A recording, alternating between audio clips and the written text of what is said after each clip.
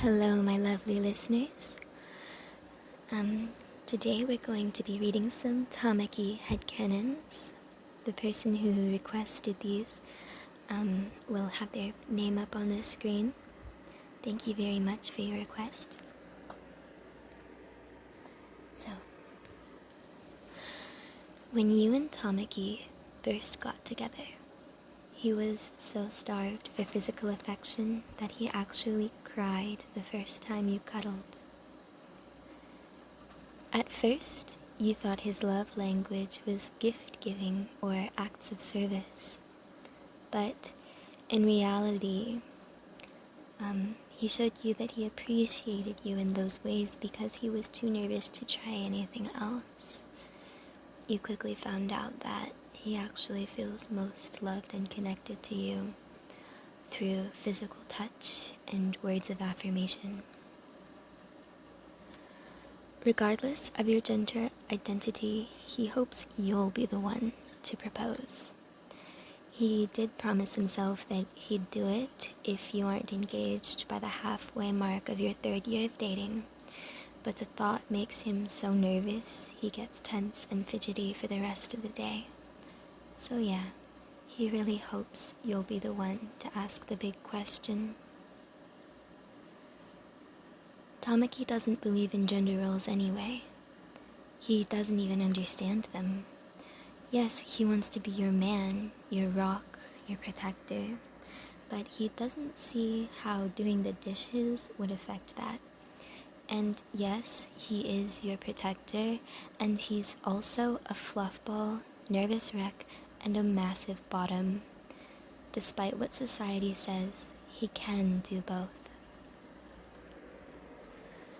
You two live together in a little house backed against the forest line that marks the edge of town.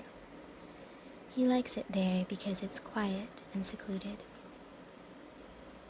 He hates going on dates in public places, especially in particularly romantic establishments, because he feels like he should act a certain way, but the pressure gets to him and he freezes up. He prefers dates in quiet places where you two are alone, and preferably in casual settings.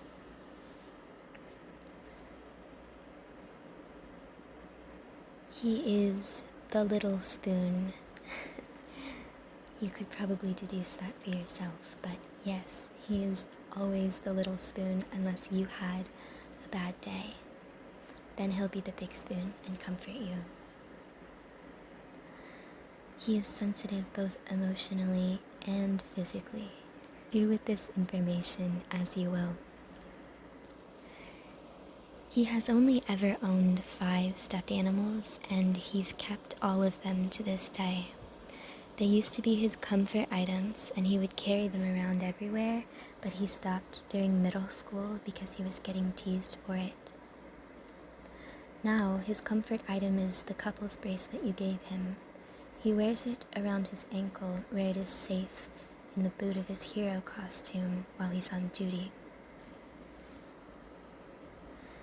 This headcanon is specifically for listeners who have ever struggled with an eating disorder. Tamaki himself has never struggled with an eating disorder because his quirk revolves around eating, so he's never had an issue with it. So he knows that he could never fully understand what that's like. So he still tries to support you and make sure that you never go back to that place or that headspace. And what he does to support you is at least once a day, he will cook a full meal and sit down with you, make sure you eat your entire plate. And of course, if you don't, he won't say anything about it. He would never force you.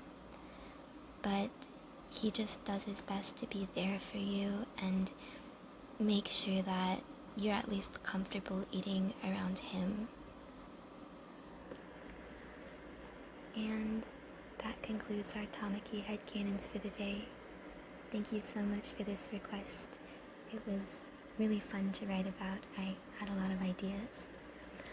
If anyone listening would like to make a request for another character, please do so in the comments.